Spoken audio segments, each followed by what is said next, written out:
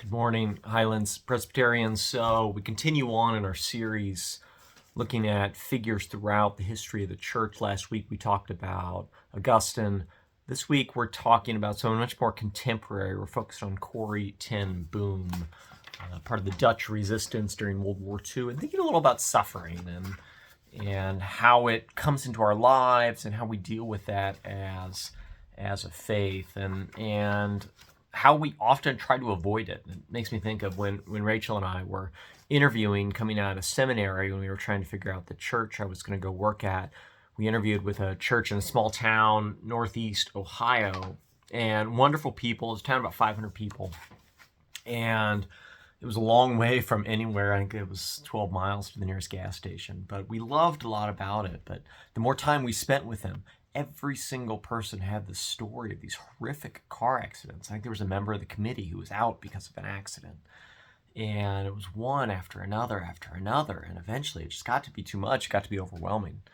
And especially thinking that Rachel was going to have to be commuting every day, probably at least half an hour. The problem was all the lanes were sort of 1.5 cars wide, and you'd come over a hill. It said there were lots of buggies around, and so lots of accidents at night. And there's ice in the winter, and it just got to be where we were afraid for our own safety. And so we avoided that situation. We tried to avoid putting ourselves in a place where there's going to be any suffering. And we do that in all sorts of ways in life. There was, I used to have some coworkers who did CrossFit a lot. I was intrigued by it, but they kept telling me about all the injuries. And finally, there was a guy who had herniated a disc in his back. And I thought, this is just too much. I'm going to avoid this. I want to avoid suffering. But what's interesting is about Christianity is the faith itself in so many ways is rooted in suffering. And there's something real about that in the origin of Christianity. And the core part of the story, the one we tell over Easter weekend, the one of Jesus' suffering and death. And it's through that suffering that humanity is delivered. We don't shy away from it because it's such a central part of the story. And I think it connects with us because we have suffering in our own lives. And so it's relatable. And we listen to Paul in 2 Corinthians. 5 times I received at the hand of the Jews 40 lashes less one. 3 times beaten with rods. Once I was stoned. 3 times shipwrecked. A night and a day I was adrift at sea, on frequent journeys, in danger from rivers, danger from robbers, danger from my own people, danger from Gentiles, danger in the city, danger in the wilderness, danger at sea, danger from false brothers, toil, hardship, many a sleepless night, and hunger and thirst, often without food, and cold and exposure. And he goes on, and you think, gosh, Paul, wouldn't you want to run from this? But Paul found such power in the gospel that it overcame suffering, and it clearly made a very compelling message as it spread throughout the known world at the time. And it continues to spread, and I think it's because we have suffering in our own lives. And so when we see it in our origin, our faith story, it connects with us, and we think it's real. And we don't have to pretend that the suffering in our own lives means that God has turned God's back on us. We don't have to beat ourselves up in our moments of failure because we've fallen short. Instead, we look at the author of our faith, the greatest figures in church history, and we see how God works through suffering. And we see how faith is a comfort to those who do suffer. And our faith has integrity of moments of suffering and in the trials we face because it's already proven it's robust enough that we have something to hold on to when we reach rock bottom. Jesus has already been there. The bottom is solid. And so in light of all of that, today we talk about Corrie ten Boom. Born in 1892 in Holland, she was a watchmaker. Along with her father, in 1922, licensed as the first female watchmaker in Holland. She also founded a youth club for teenage girls. The whole family were Calvinists. They were members of the Dutch Reformed Church. And then everything changed in 1940 when the Germans invaded Holland. The youth club was banned. Then a few years after that, in 1942, a Jewish woman shows up at the door. Her husband had been arrested. She has nowhere else to go. Corrie's father, rooted in the Old Testament, believed the Jews were God's chosen people. He told the woman that in his household, God's people are always welcome. And it kicks off the family's involvement in the Dutch resistance. Soon they're housing other Jewish refugees, and there is this secret room, a hidden place in Corrie's bedroom where 6 people can hide, and they had architects come in and design it so there'd be ventilation. She procured ration cards so that they could feed all these people they were hiding. Police stations half a block from their house, so they frequently have to hide everyone at a moment's notice. They have a buzzer system rigged up so that people can know that they need to hide. So Corrie, she becomes part of the full-fledged Dutch resistance. They estimate that up to 800 people were saved through her work. But then in February 1944, there's an informant. Tells the police about the family's work. The entire family is arrested. Somehow the 6 people hiding in the house are undiscovered at the time, and they eventually, we find out they escape to freedom. Corrie's father's offered the chance to go free if he promises to not cause any trouble. You think a pretty easy promise to make, even if you intend to break it. But he tells him he'd help the first person who asked. And the cost of that was he stayed in prison and died 10 days after his arrest. Corrie's brother would die in 1946 from jaundice that he contracts in prison. Corrie and her sister Betsy are sent from prison to a political concentration camp and eventually to Ravensbrück, a women's labor camp. But on the way, they smuggle a Bible in. They lead Bible studies at camp. They convert many women. They endure starvation, forced labor, cruelty at the hands of the guards. Despite the suffering, Betsy, she maintains her faith. She encourages Corrie to find reasons to be thankful, even in the darkest of circumstances. Betsy shows love for all, even the Germans, and she has pity for them due to their hatred. Suffering doesn't embitter her. She holds fast to her faith even in the midst of it. And Betsy dies in December 1944, telling Corrie before she passes, there is no pit so deep that God is not deeper still. Think about that. No pit so deep that God is not deeper still. There is nowhere you can fall, and God is not deeper. Corrie is released from camp 2 weeks later.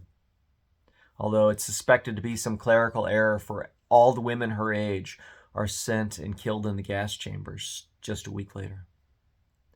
After this, she returns to Holland. She sets up a rehabilitation center. She's housing concentration camp survivors and jobless Dutch who collaborated with the Germans. She goes on to travel the world as a public speaker, focused on God's love and forgiveness. And it's amazing to me she's able to hold on to her faith through all of her suffering. She doesn't give up on God despite everything that she witnesses.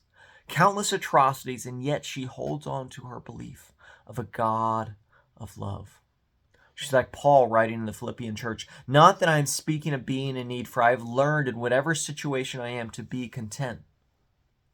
I know how to be brought low. I know how to abound in any and every circumstance. I have learned the secret of facing plenty and hungers, abundance and need. I can do all things through him who strengthens me. Right? She's drawn more to Christ, deeper to Christ through her suffering, just as Paul was. They learn Christ is all they need. And that inner fire allows them to endure outer fires. And it's astonishing. She's able to embody everything that she goes through and still progress down the path of forgiveness. One of the most remarkable stories I've ever heard. In 1947, only a few years after the end of the war, remember, she's lost her sister, her brother, her father. Think of all that's been taken from her. She's speaking in Munich about God's forgiveness, which in and of itself is amazing that she can do that. And a man comes up to her at the end of the talk. He doesn't recognize her, but she knows him. He's a guard at the concentration camp. He comes up to her and sticks his hand out. He says, it's a fine message to hear all of our sins are at the bottom of the sea, a phrase that she uses. And she stands here. She's glued to the floor.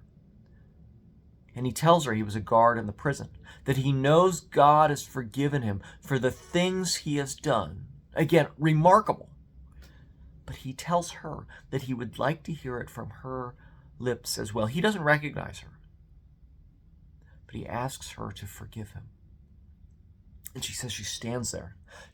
There's this coldness clutching her heart. She knows forgiveness isn't a feeling, but an act of will. And she's been preaching on it. And so she tells Jesus, she says, I'll lift my hand if you can supply the feeling. And she takes the man's hand under whose guard Corrie's sister dies. And she says that a feeling starts in her shoulder and it races down her arm and into their joined hands. And this warmth radiates through her entire body and she starts to cry. And she tells him that she forgives him. She says later on that she had never known God's love so intensely as she did then. She goes on to say that she expected every forgiveness after that to be easy. But she said that there was still anger that seethed in her from time to time. She thought it would be easier, but she continued to struggle until she heard a pastor describe the situation with church bells. And he said that if you're pulling on a rope and you're ringing a bell, said even if you let go, the bell still has momentum and it'll continue to ring, but it will get softer every time. Reminds me of I've been replacing a couple ceiling fans in the house. And, every once in a while it'll be running and I'll sort of stick my hand in there. Not that bright sometimes. And it'll slow down, but it'll keep running because there's that momentum and it takes a little while to fully stop. And she says this is how forgiveness works. Our own thoughts and our emotions can take a little while to catch up with the act because there's that old momentum that's got to work its way out. And so we have to be patient and we have to let ourselves catch up with the act of forgiveness. And that's why she advises us to trust God more than we trust our emotions, to trust God more than we trust our thoughts. Jesus is more reliable and it can take our hearts a little while to catch up with where God is. And we have to keep reminding ourselves of the promise, especially in times of suffering, in those moments where maybe it seems like God has forgotten us. Paul tells us, just as Corrie ten Boom tells us, God is somehow still at work. The promise still holds fast. It's why we continue to read these glorious Old Testament passages, like the one from Isaiah. The prophet reminds us that God says, "You are my servant. I have chosen you and not cast you off. Fear not, I am with you. Be not dismayed, for I am your God. I will strengthen you. I will help you. I will uphold you with my righteous right hand." Corrie ten Boom has much to teach us about suffering and forgiveness. She went through hell and yet somehow came out on the other side, holding on to a picture of God's love and forgiveness, and then holding that up for the rest of the world to see. And so she took that around the world to change the lives of others through preaching a message of love and grace and hope. And she was able to directly forgive people who did terrible things to her. She remembered the promise. In spite of the suffering within her, in spite of the suffering around her, she remembered the promise of a God who suffered. And she believed in the hope that was on the other side of suffering, that redeems the suffering. She believed in it so strongly, she was able to endure and then to forgive. She recognized how God had forgiven her, and so she was able to forgive others. It's a remarkable life. It carried an incredible message for us all. May we hear the promise of the psalm. When he calls to me, I will answer him. I will be with him in trouble. I will rescue him and honor him. And may that provide us assurance, hearing those words from God. May it enable us to forgive others as we have been forgiven.